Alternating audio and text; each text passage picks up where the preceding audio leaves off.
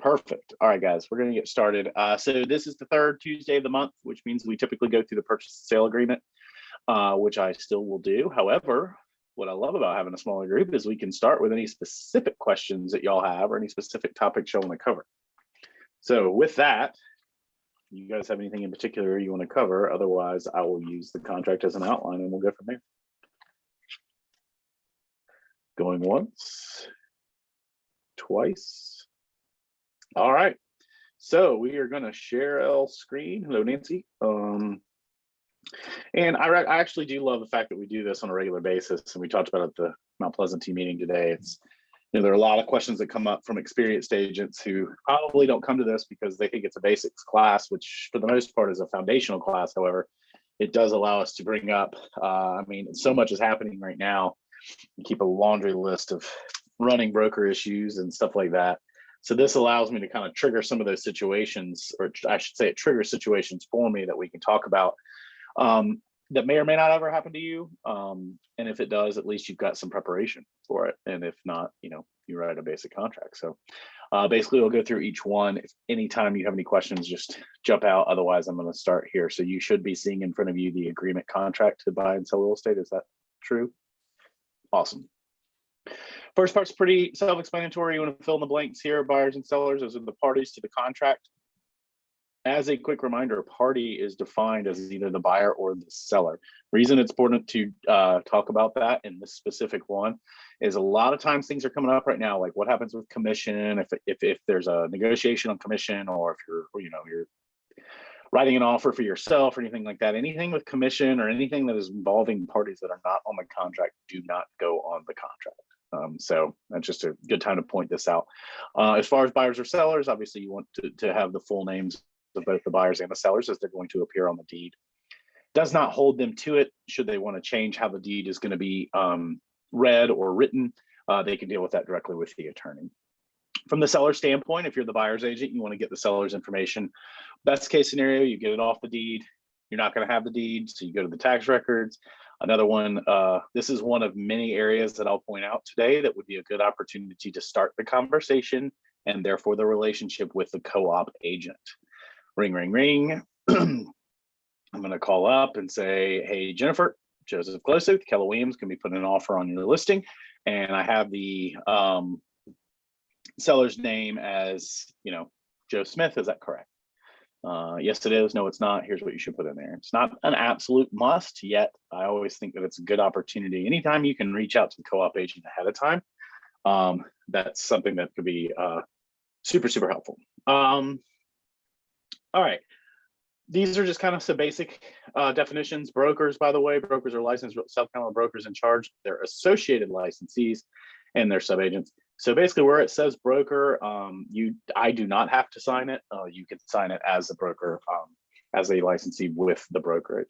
Closing attorney is South Carolina attorney that's selected by the buyer.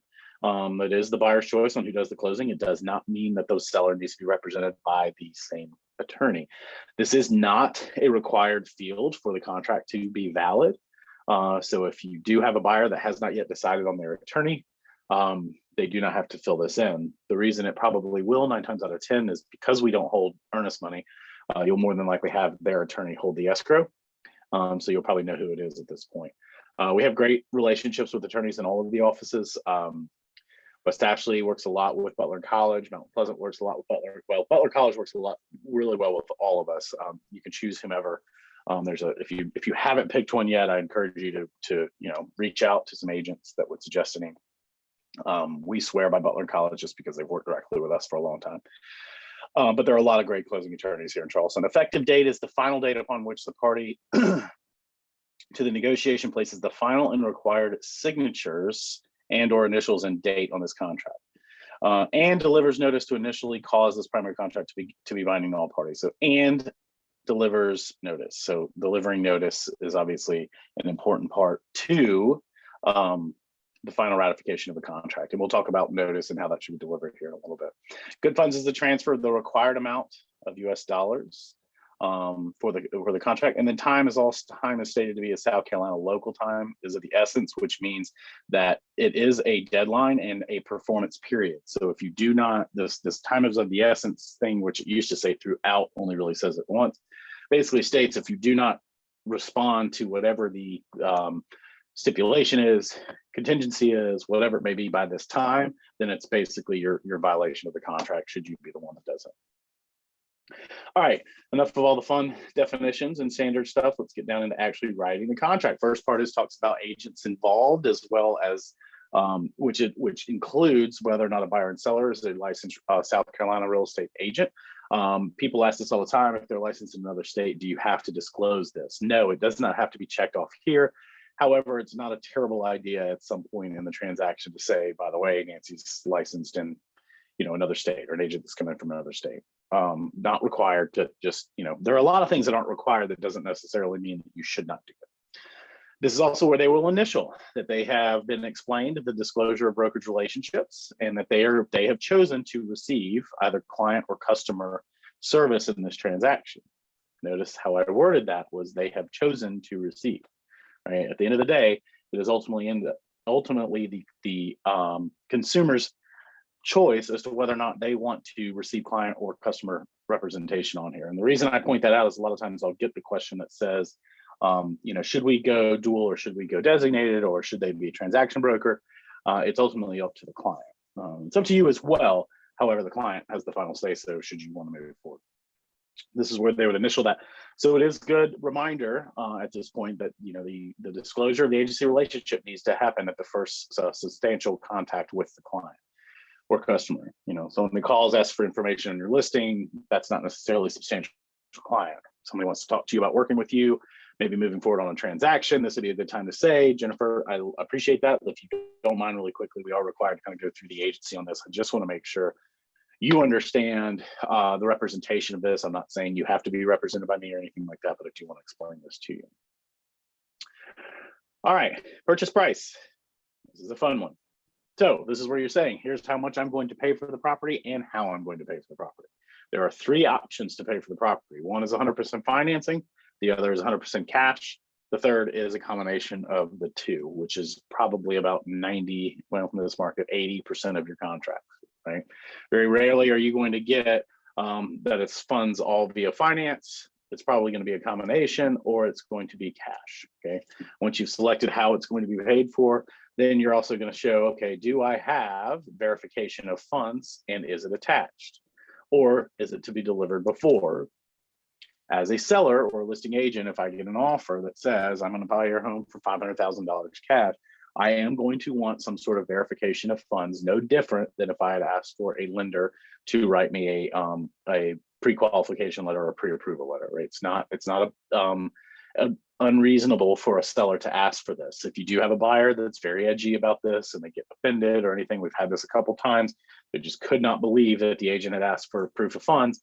That's a valid ask. Now, if you want to, show some sort of bank statement or have a letter that redacts your, information, that's fine. Yet you still have to have some sort of proof of funds should the seller require it, or you get to choose whether or not you want to negotiate that out. And then the last part of this purchase talks about whether or not it is or is not contingent on the buyer having a home to sell, and then whether or not that is there is a form, which is Form 504, is attached to the contract. So as a listing agent, if I get a buyer that presents an offer that checks off is on the first part, contingent on a home, I am going to not demand, because I can't, I'm going to highly encourage my seller to make sure that we have SCR Form 504 attached, which is, we're going to go over that next week in detail, or the next contracts class in detail, I should say, because there have been some changes on it. If you do have questions about that, just a quick side note, one of the last contracts classes, which was a couple of weeks ago, it's actually labeled correctly as contract changes. We go into detail on Form 504, but we're going to do that again on the next one. All right, then we go to the description of the property. I'm going to start the easy part and then go back to the more complicated part, just to shake things up a little bit. Everything down here is fill in the blank, right? Whatever information you have, put in there. Best case scenario, you have a copy of the deed, you get everything. At a minimum, you're going to want the address, the county, and the tax ID number. You want to make sure that they match. Parties agree that no personal property will transfer except described as below or in the attachments. If there's a long list of things that you want to put in there, you might want to create an attachment. Just a couple quick things. Stop sharing for a second. A couple quick things on personal items, personal property. Be specific. Best case scenario is we want the GE stainless steel refrigerator model number 123456789. Most of the agents won't go through that detail. At a minimum, you want to put GE stainless steel refrigerator. Where we're seeing some issues right now, appliances, bad. We've had a handful of all appliances convey. What does that mean? Some people say appliances include washer and dryer. Okay, I don't argue that, but I would also call a blender an appliance and a microwave an appliance. So again, it sounds technical, but that's where the devil's in the details when something goes wrong. So if you receive an offer, by the way, as a listing agent, the goal here is not to trick anybody. The goal here is not to win the earnest money. The goal here is to get clarity on the contract. The contract is an agreement between the buyer and the seller, right? Moving forward. So if I got that said all appliances, I'd call and I'd say, Celeste. Of course, it wouldn't be Celeste. She'd write a wonderfully detailed contract and we wouldn't have this issue. But as an example, I'd say, Celeste, can you explain to me what your expectations are on this? Now, here's what's going to come up if you do that. And here's what's going to come up. Actually, let's do a little side note. Here's what's going to come up when you do a lot of things with contracts right now that are legally the right thing to do. You're going to get an agent who doesn't have time for it. And here's the good news and the bad news. The good news is it's your job to put it in writing. You're legally obligated by South Carolina law to make sure it's in writing. That's the good news. The bad news is you got to do it, right? But the good news is if you do it, guess who controls it? You. So if Celeste presents that offer and says all appliances, and I say, hey, if you don't mind, can you please spell it out? They're like, well, they want everything that's in there, and she's too busy or whatever it may be. Don't use your bandwidth on fighting that. Right? Just be like, great, Mr. and Mrs. Seller, they said all appliances. When we reply in the contract, we're going to map out exactly what that means from our standpoint. Okay. Doesn't mean you have to give all appliances, Mr. and Mrs. Seller. You could just write back and say, hey, we're going to give the stainless steel fridge. We're going to give the washer and dryer, the range, whatever it may be. Okay. So again, some of you might say, that's a little technical. Trust me when I tell you, this is something that comes up more often than not. Never kills a deal. Here's what I'll tell you. Well, rarely kills a deal. Here's what happens. Someone in that transaction did not have a good transaction, and you don't want to be tied to that, regardless of whether or not it's your fault. And someone's paying for something, right? And I can tell you right now, guess who that someone normally is going, who they're looking at for that someone? You. As the buyer's agent, if you put all appliances and they take the washer and dryer, it's probably going to be you. As a seller's agent, if you write something back that they're going to take this and they didn't realize you wrote it in there, it's probably going to be you. So just communication is key in all this. Okay. All right. So let's jump back into paragraph 3 to talk about the property. I'm going to go back up now to this part where it talks about what is included in the property. So when they are purchasing the property, it does include any appurtenant interests, improvements, landscape, systems, and fixtures. Seller agrees to maintain in operable condition the property and the personal property conveying on the same operable condition, including any landscaping, grounds, and agreed upon repairs, replacements from effective date through closing, subject to normal wear and tear.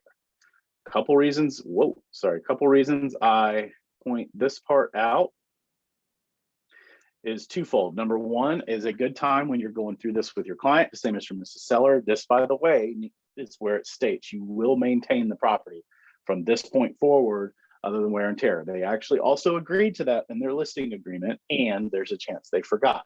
So this just gives you a good place to send them a quick little nudge reminder. Second thing is, the second part here, including any landscaping, grounds, and any agreed upon repairs or replacements from effective date, rewind, and any personal property conveying in the same operable condition. So here's where this has come up. You're under repair procedure. They asked for the refrigerator. You agree to the refrigerator in writing. They come to the walkthrough, or they come to inspect, or they come to the walkthrough. This is where it happened. Ice maker doesn't work. Well, now there's an argument of whether or not the ice maker stopped working during the time of the property or anything like that. So if you, or time of the contract, so if they are asking for a handful of appliances that they want included, and you know of anything wrong with those appliances, you need to disclose it, right? And let them know. Otherwise, they're going to say, well, you didn't disclose it, so obviously it was working, right? And then it stopped working, therefore you didn't maintain it. So just be aware of that, is that personal property is covered if it's in here and agreed upon. Doesn't require them to repair it if it's already broken, right? It just requires them to disclose it and then maintain it. The other part on here, buyer acknowledges the opportunity to inquire about homeowners association issues, common area issues, master deeds issues, assigned parking places, assessments. Prior to signing the contract, this is not a great way for this to be set up. That's not the argument here, though. This is how the contract is written. You go under contract, your repair procedure, you find out that there is a not enough insufficient funds in the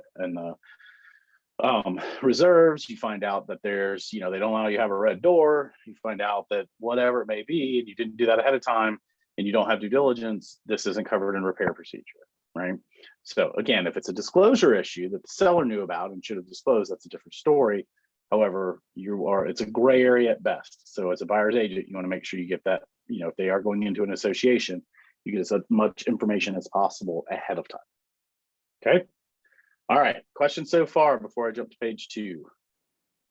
All right. Now we're cooking with peanut oil. This is good stuff. All right. Page 2. All right, page 2 starts with when it's going to close. First part talks about it's going to be closing at 5 p.m. on or before, not on and before. Or before means if we can close earlier, we don't need to change the contract.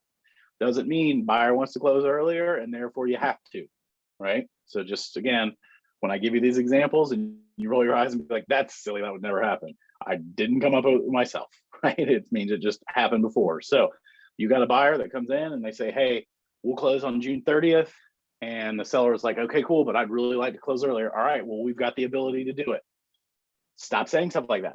What you should say at that point is, okay, well, then here's what we need to do. If that's important and you have to, we need to have that discussion now, because they are not required to close earlier. However, we can, should everyone want to.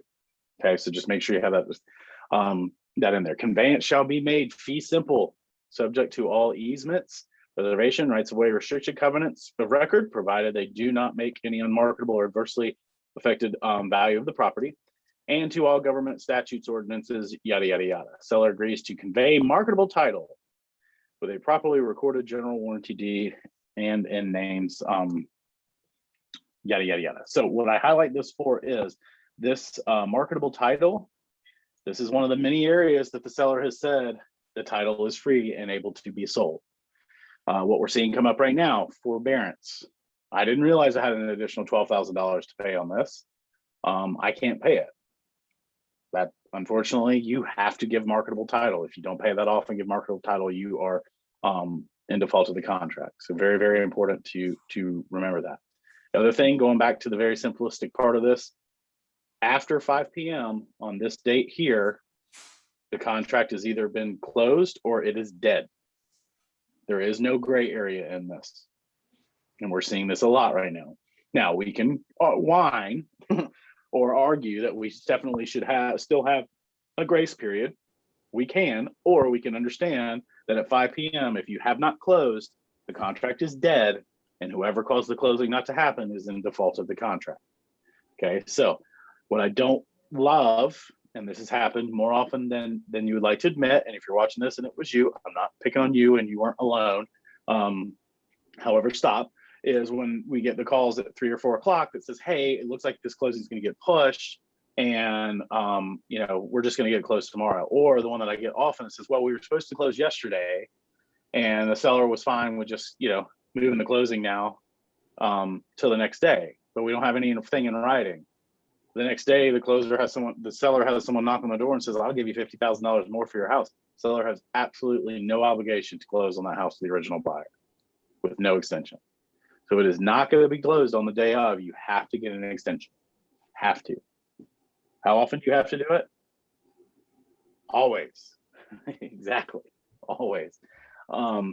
Again, the only reason for some of us that this is because I know Nancy's got experience, Jane's got experience, so you guys can look at it from different perspective. Nancy's got experience and says, well, that seems silly. Obviously, if it's a closing date, it's a closing date. And Jane's like, well, this is stupid because we used to have an extension in there that would allow us a grace period, right? Well, now we're meeting in the middle, right? We don't have an extension and it is what it is. So we just got to keep that in mind. So I have a question. Okay, shoot. Okay, so if there is like some forbearance funds, can that be paid at closing? Is that acceptable?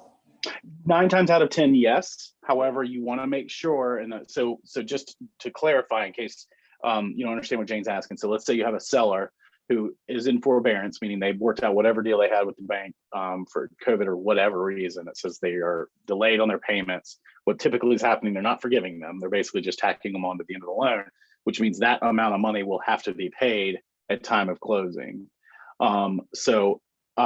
Typically most banks are fine with it being paid at closing. That's when they release the property, right? They release the deed or the mortgage.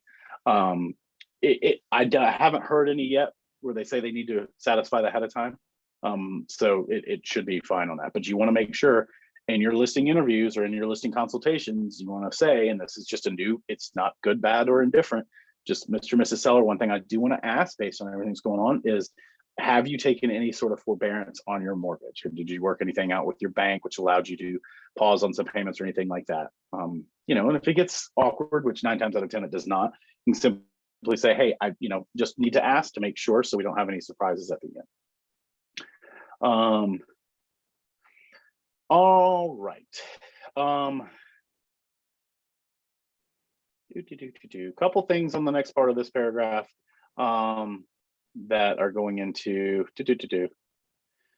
let's see. Parties agree to hire, use local. Nope. Seller shall convey possession of a vacant and reasonably clean property, free of debris, along with keys, codes, remote controls, available documents, items to buyer at closing. Okay. So a couple reasons I point this out. Sorry, hold that.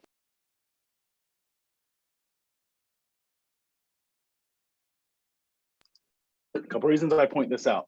Reasonably clean is in the eye of the beholder. I've heard terms like broom swept. I've heard terms like hand wiped. I've heard terms of this.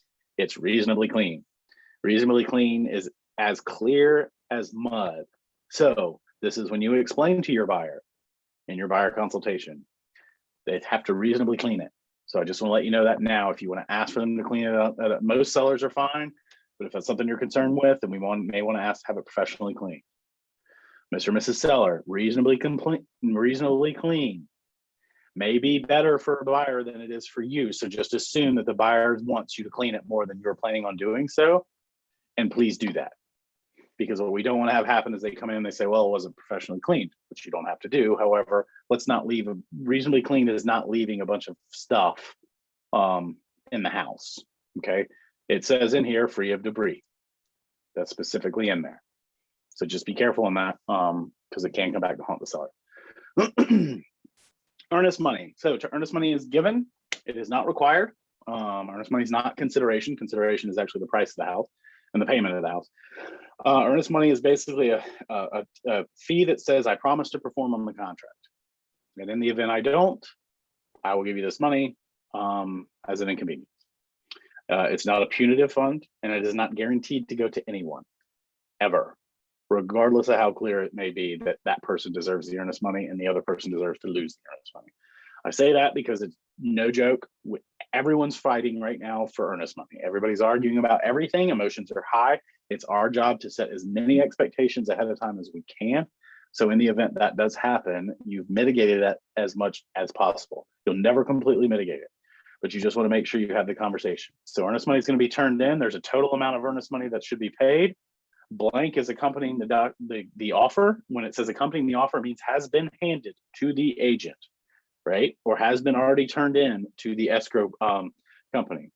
and blank will be paid by 6 p.m. on blank date, which means I haven't given my earnest money yet, or I haven't given this portion of it yet, and I will turn it in by 6 p.m. on Tuesday. Here's how it's being paid, what form, cash or check. I have not heard of anybody. My second contract I ever had was an open house, unrepresented buyer, and he brought it was $1,000 in cash. My MCA was not happy with me. I didn't know any better. I took it. Most escrow agents will not allow cash. They will want certified funds, a check, whatever it may be. And it will be paid to the escrow agent. That is someone you will probably want to have before you submit the contract. Not required. However, if I'm a listing agent and I see you haven't selected that yet, I'm going to throw up some red flags. Okay. Now let's go back to these top part here, the 2 different times. Like I said, unless it truly accompanies the offer, meaning when you have submitted the offer, you've written the check and are ready to turn it in or have turned it in, then you need to use the second selection, which means it will be paid by 6 p.m. on blank date. Big risks on using the second option, especially from the seller standpoint. So today's Tuesday, the 18th. Let's say I get an offers from Andrew. Andrew says, hey, we're going to give you $1,000 by the end of the day on Friday. Well, let's say something happens between now and Friday. We're ratified, but we don't have the earnest money yet. Let's say Andrew gets his buyer or his inspector out here tomorrow. They look at the property, nothing's really wrong with it, but they find out that the cheese messed up. They don't like how it feels in the house. They're like, I'm out. I'm just not going to turn in my earnest money. Defaulted contract in 2 ways. Number one, you can't get out because of your chi on repair procedure. Due diligence is a different story. And number 2, you haven't turned in your earnest money. So if I'm a listing agent and I get that offer, I'm going to say, hey, appreciate it. And we're going to need the earnest money turned in by the end of the day. Today, if it's possible, if it's 1:30, so probably not going to happen tomorrow at the latest. If there are extenuating circumstances, you can consider it at that point in time. As it says later, if the earnest money is not delivered to the agreed upon date above, the seller may terminate the agreement by delivering notice of termination to the buyer. Now, understand, Mr. and Mrs. Buyer, you do not turn this in. Let's say if I'm Andrew and I go and say, Mr. and Mrs. Buyer, it's Friday afternoon, the buyer says, hey, I can't get the check in until Monday. Well, I'm obligated to put the listing agent on notice as your agent, and they can terminate this unilaterally. So if you do not turn it in, they can walk. Even if you say you're going to walk it to them, if it's after the deadline, they can terminate as soon as that happens. So it's just important to let them know all of that. Okay. This big bold paragraph here basically just says, look, earnest money is controlled by the government. Well, it is a highly regulated bank account, and the escrow agents cannot simply release the earnest money without an agreement by all parties or an order by the court. So even if it's the most obvious breach in the duties of the buyer or the seller, and there's no question about it, unless we have an agreed upon agreement, we being the escrow agent, which is not us, or unless a court or someone of jurisdiction says that we have to, it has to stay held in the account. All right, questions so far? All right, good stuff. Transaction costs. So the first part of this talks about what the traditional transaction costs are for the buyers and the sellers. Like anything, it's included but not limited to. This is, I'm not going to spend a lot of time on it, but this is a time to make sure at 2 things. One, let me rephrase that. This is one of the many times in the contract where you can introduce the rest of the team that will be involved in this process, Mr. and Mrs. Client. So Mr. and Mrs. Buyer, right now, this talks about what your transaction costs are going to be. The state has listed a handful of things here that are traditional, but not limited to. So this is why I had you contact your lender to make sure your lender gave you a CD that gave you all the list of what your potential closing costs would be. I want you to know that ahead of time, because as you write an offer and as you go into purchasing a home, particularly as a first-time home buyer, this gets confusing, right? So I want to make sure you know what all those are. Mr. and Mrs. Seller, this is why I've given you a net to sell sheet, right? Or net to seller sheet. This will break down all of the costs that you have. So make sure, again, it's included but not limited to. What I don't include in that is your mortgage payoff, any fees that I would not know about, right? Any taxes that maybe, that would come up. But the traditional deed stamps, closing costs, whatever they may be.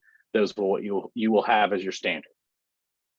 The next part talks about the possibly non-standard but not negotiated yet, which are all the costs obtained for pertaining to the owners association, private public transfer fees, and any costs similar to transfer fees.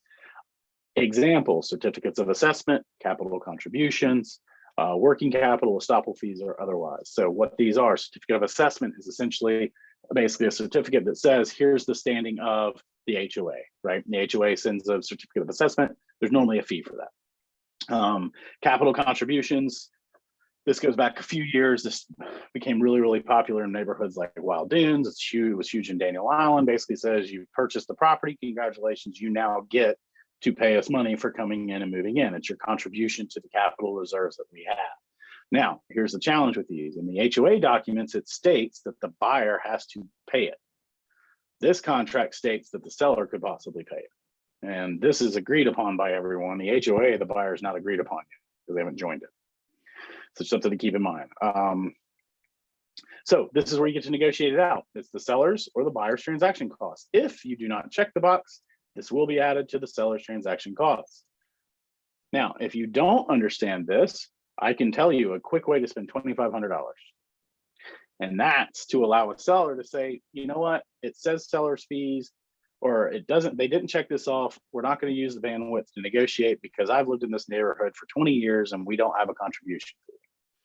Signed, go to closing. At closing, we realized that at the HOA meeting the month before we ratified the contract, they voted in a capital contribution fee. And guess who didn't properly explain it to their client? This guy. And guess who got to pay for that capital contribution fee? This guy, right? So again, always disclose, never assume. So in this situation, let's say I sit down, Nancy says, hey, I've lived here for 25 years and never had a capital contribution fee. Awesome. Because this is not checked, or because this states you would be responsible, we need to double check with the homeowners association ahead of time. Now, this also should have come up 15 days ago in this market, 3 days ago, when you had your listing presentation, which said, hey, we need to check with the HOA to make sure there aren't any fees that we need to know about when it comes to negotiations. Okay.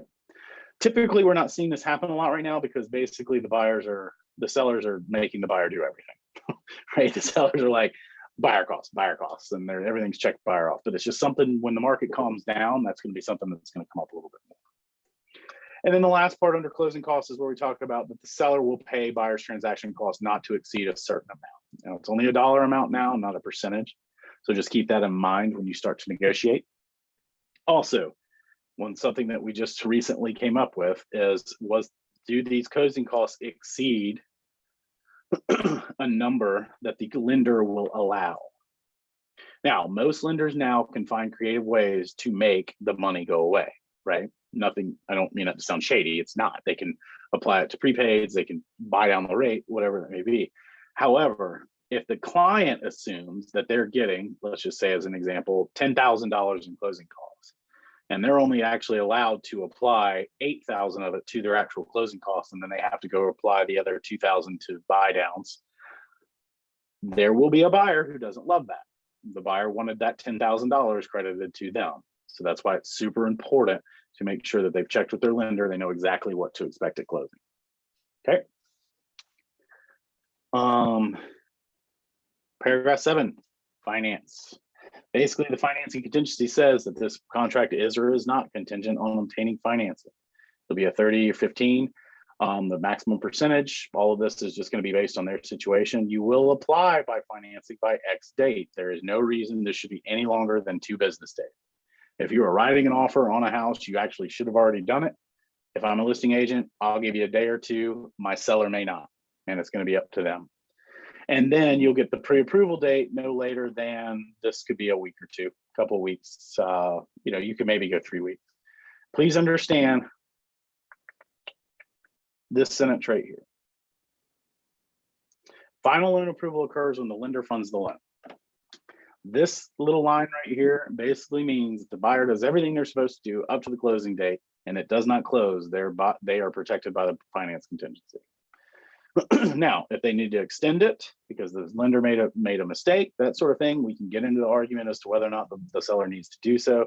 But at the end of the day, you want to make sure you are on top of that lender. So when you get this pre-final loan approval here, you have a clear understanding of what that is, and that you're in dialogue either directly with the lender or the buyer's agent shared with you directly that all asset conditions have been removed. And the only thing left is really a waiting game, that there's not anything else. And there's still a little bit of a risk that comes from it should something come up at the last minute with financing. If the buyer changes the lender during the financing period, they must notify the seller in writing within blank calendar days. So if I've got a buyer and then they're pre-approved with movement mortgage, and then during the financing period they say, hey, I found a great deal with Quicken Loans, I got to go let the seller know within however many days you put in there. If I'm the listing agent, I want to know that within a couple of days. If that requires them to change the closing date, this is a bit of a redundant phrase. It says absent written approval, buyer cannot change the lender if the closing date agreed upon will change as a direct result. That's already established in paragraph 3, where it talks about the closing, or excuse me, paragraph 4, it already talks about the closing date, but it reiterates it here. So they say, hey, Nancy, we found a new lender. However, it's going to take another week to do it. Well, we got to make sure they can do that. If you change lenders now and it delays the closing, you have the risk of being a breach of contract. Okay. All right. Paragraph 8, section 8. Repairs. There are 3 different types of ways that you can have a property inspected and repaired. What we call repair procedure, due diligence, and as is. Repair procedure is, for the most simplistic way to put it, pre-agreed upon repairs. Okay, the buyers have until a certain date to get inspections done. They have until 6 p.m. on that date to get inspections. Okay, get inspections and deliver their request for what they found on the inspection. Okay, so they do all that. Let's just say for even purposes, that's on June 10th. Right, they have until June 10th to have it inspected and submit requests to the seller to say, hey, these are the requests we want you to make. And then it says the seller is only required to make, they're welcome to make any repairs that they want. They are only required to make repairs that are necessary to place the heating, air conditioning, electrical, plumbing, water supply systems, water waste systems to be conveyed in operative condition. Also, if they need to do anything to make the roof free of leaks, address any environmental concerns, or address any structural issues, those repair requests should be delivered by the deadline above. This is very important to explain to your buyer that by going with repair procedure, this is all the seller is required to do.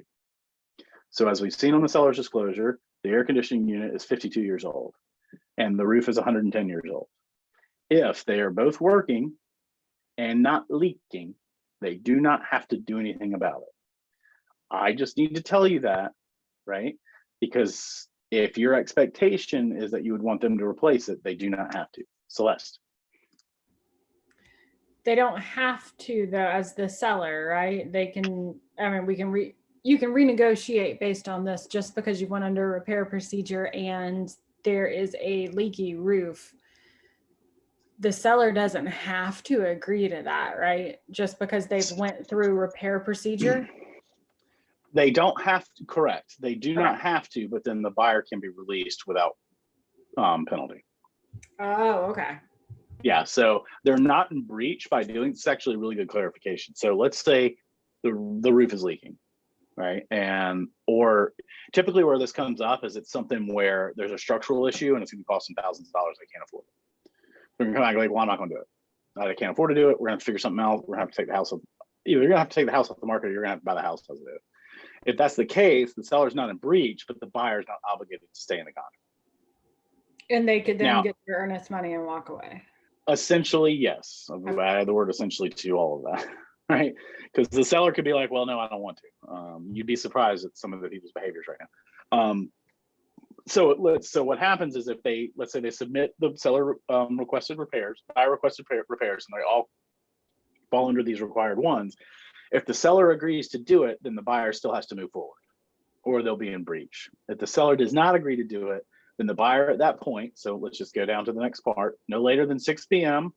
on blank date, the seller shall deliver notice agreeing or not agreeing to make repairs of the buyer's repair request.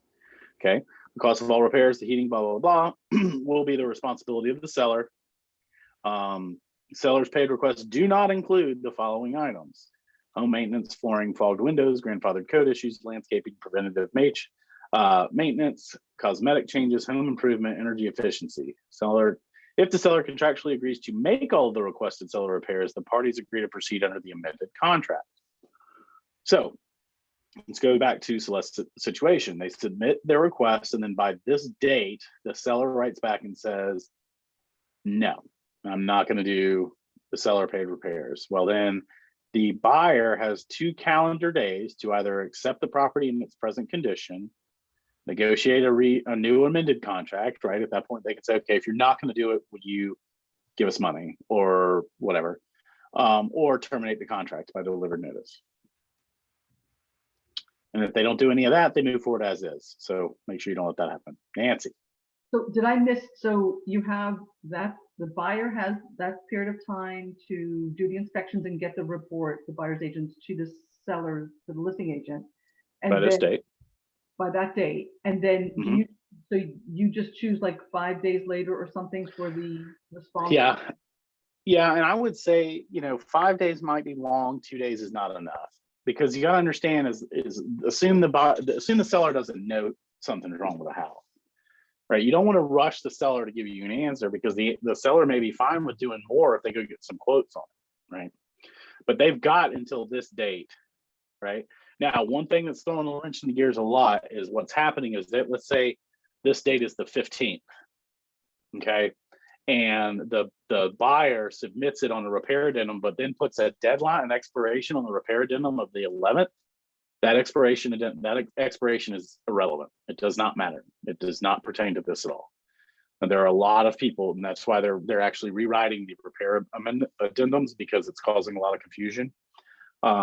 But the expiration date for repair procedure, the expiration date and repair addendum is irrelevant. You can't just unilaterally change the dates of the contract.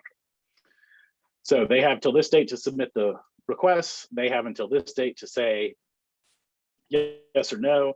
Then they have 2 calendar days. I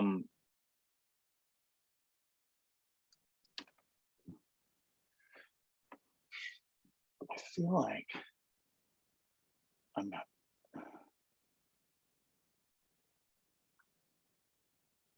Sorry. Oh no, I know where it is. Then they have 2 calendar days. I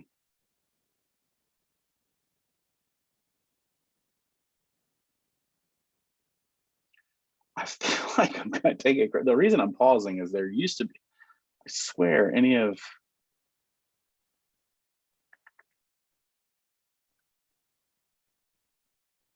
okay, does not timely respond per above, that's where it was, or does not agree to make the seller repairs, and the buyer shall within 2 calendar days.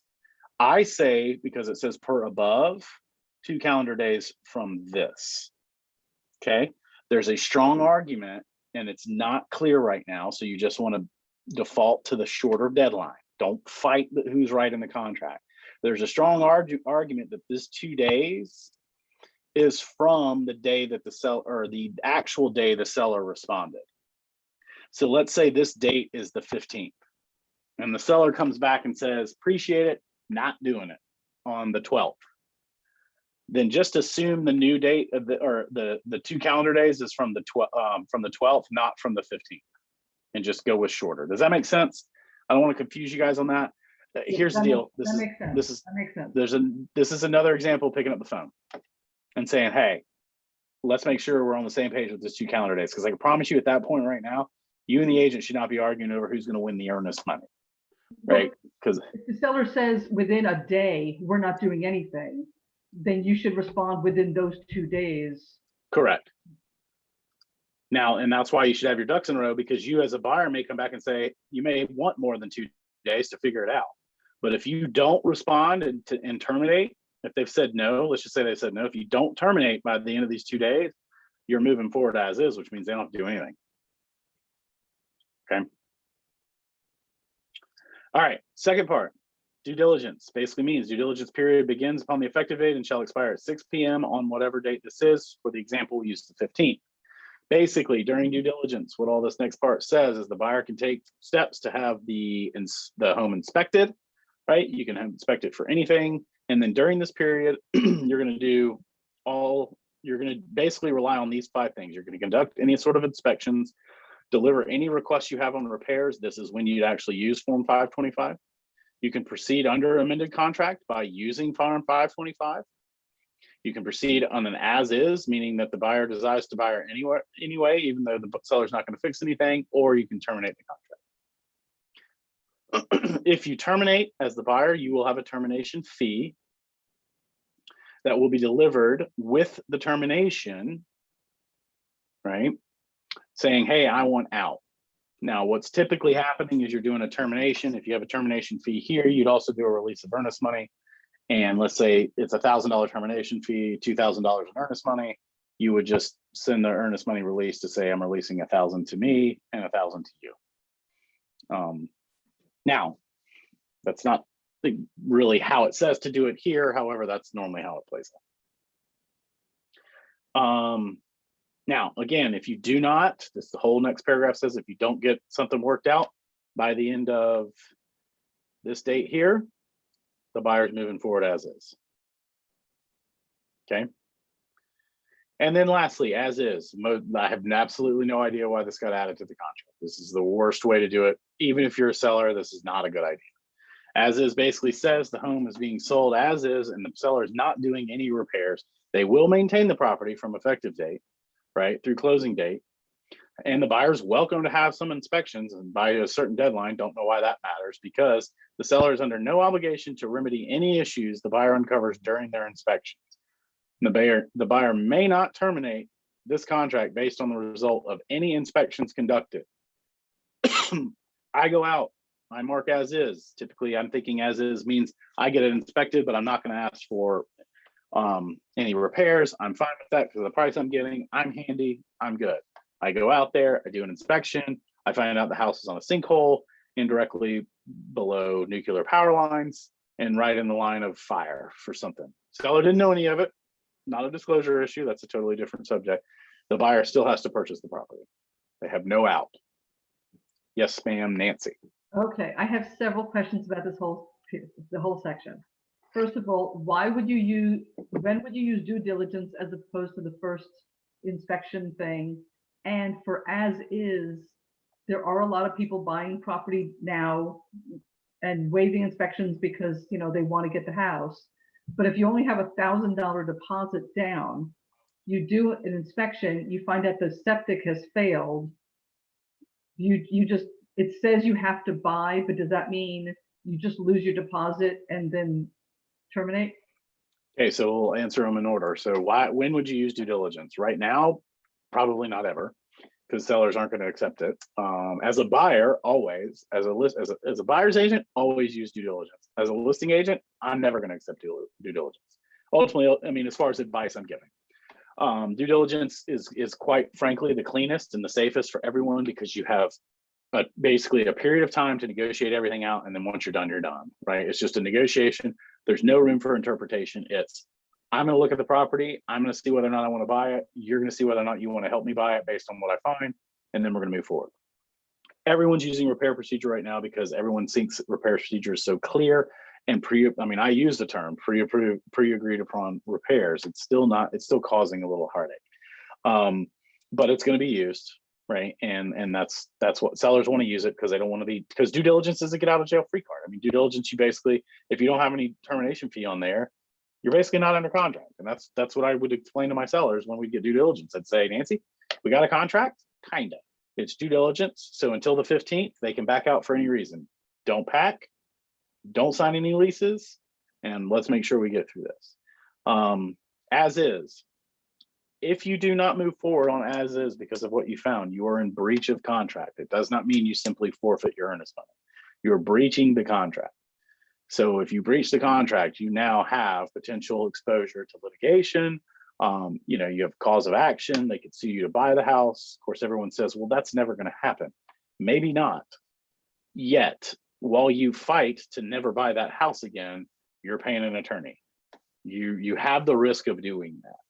So it's never, that's this, I appreciate the question because a lot of people are thinking that way. They're saying, well, it's only $1,000 earnest money, big deal. I'll win the offer, and then if I don't like the house, I'll move on. That's not happening right now. Well, let me rephrase that. That's happening right now, and sellers aren't falling for it because listing agents are saying, hey, hold on a minute. This isn't just a matter, earnest money is not punitive. Earnest money is not just to punish the buyer when they do something wrong. It's meant to be a promise to move forward on the contract, right? It's to have some skin in the game, but it's not to say, okay, well, I'm just going to punish you and move on. They have, quite frankly, the agents could go after the client for breaching the contract because they delivered they had a ratified contract. So there's a lot of exposure from it. Can you explain what ratified contract means, please? Accepted. Signed by both buyer and seller? Yep, fully accepted, executed. Yep. All right, section 9, inspection, reinspection rights. Buyer in South Carolina licensed and insured inspectors reasonably perform any reasonably ultimately non-destructive examination of the house.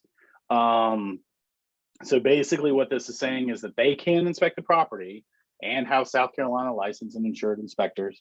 I don't really know how you enforce that, because if you're saying the buyer is going to inspect the property as well, if they bring someone else to go, they can. Sellers will make the property accessible for inspections and not unreasonably withhold access unless otherwise agreed upon in writing. Seller will grant the buyer the right to perform a final walkthrough inspection within 48 hours prior to the closing date. So that's important to remember, that they've got up until 48 hours prior to closing date to be out. It's also important to explain that to your buyers who want to walk through the week before.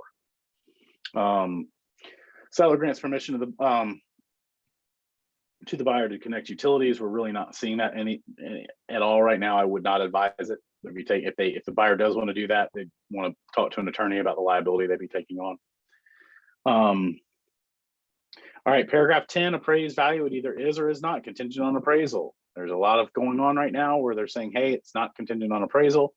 If they're choosing to do that, the contract is not contingent on the appraisal. They're welcome to do so. There's just a risk they have in there.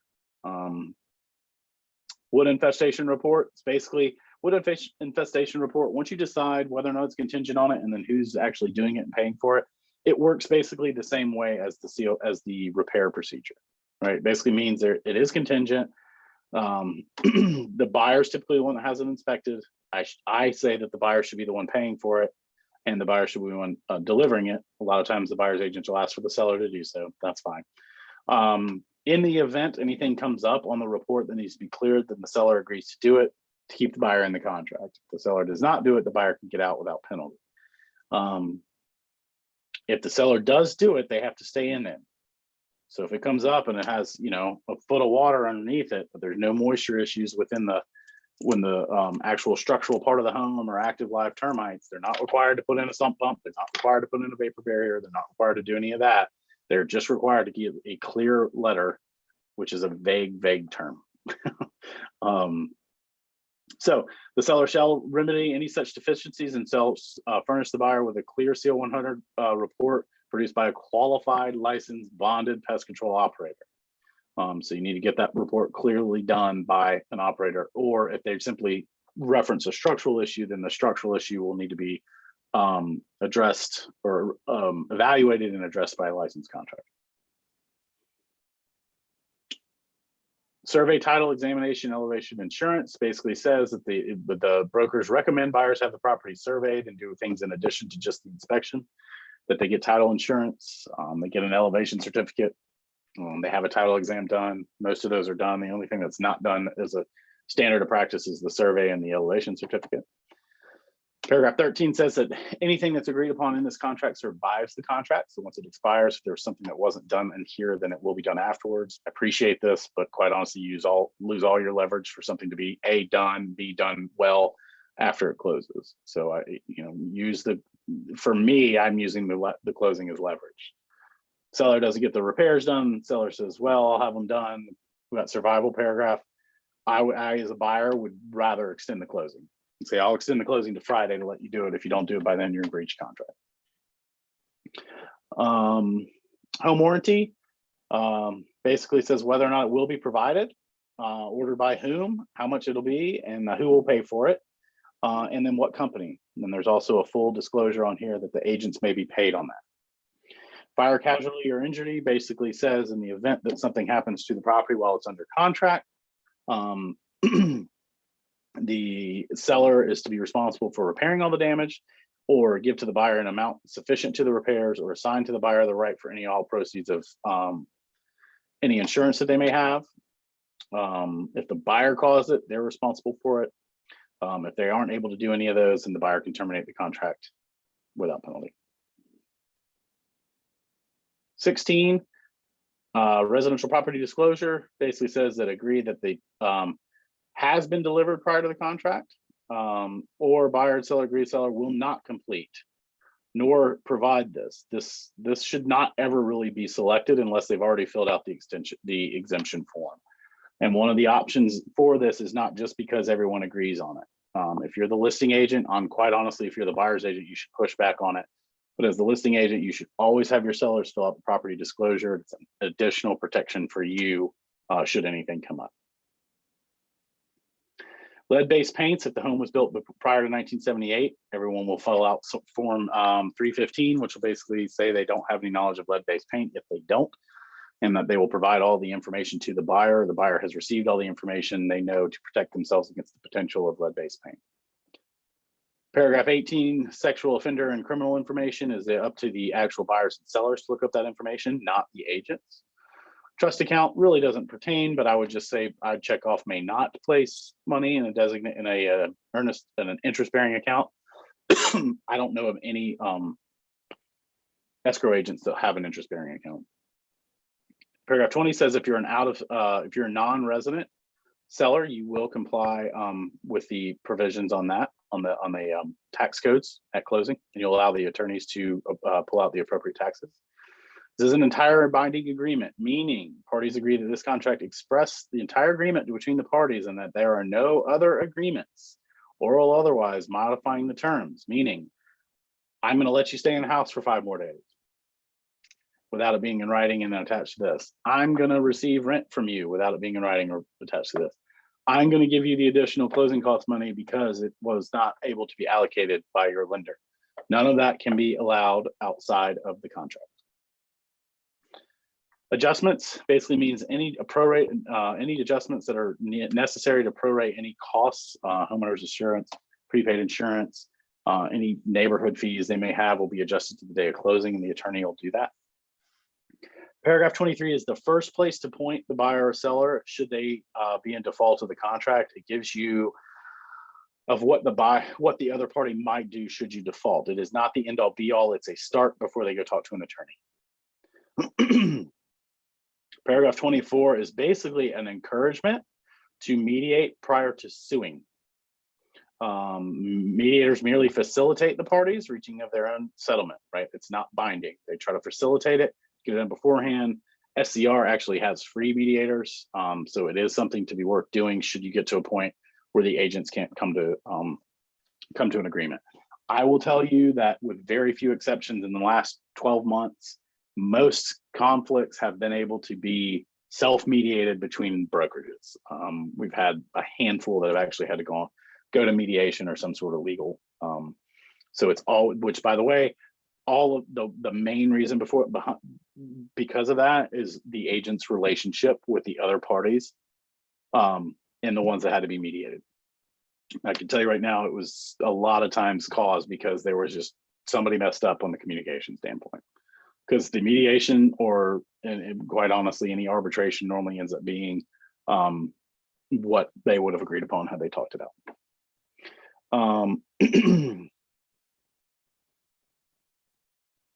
All right, so paragraph 25 says you sign this on your own fruition. I didn't convince you to do it, right? It wasn't any because of my statements or representations that you signed this. In other words, if you have any questions about tax, legal, anything, consult a professional.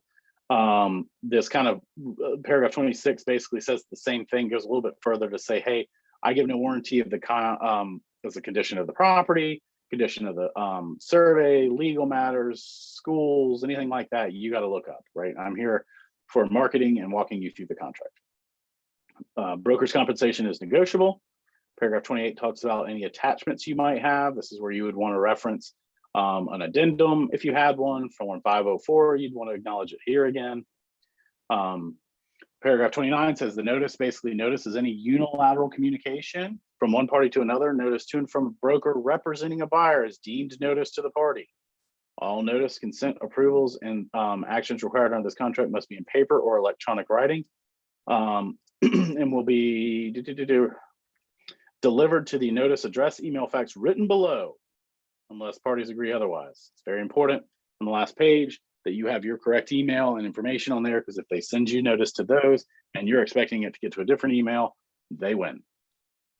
Paragraph 30 basically is a disclosure.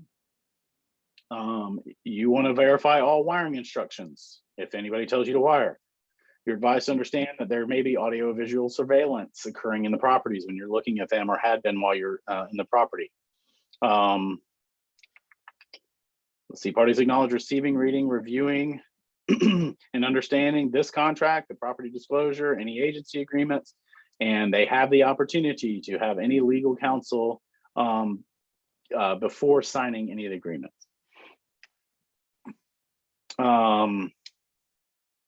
Expiration of offer, it's in here. This is a good opportunity to reach out to the listing agent. Hey, when's a good time to have this expire? What's the availability of your sellers? If this is signed by a third party or a party that is, for instance, like appropriate, like a power of attorney or anything like that, any appropriate legal documents either attached or will be delivered within a certain number of days. So if you have a client that's signing as a power of attorney, then you'll attach all the documents to it or provide it. Everybody's signatures, everybody's notice information. We just wrote a contract. All right, what questions do you have?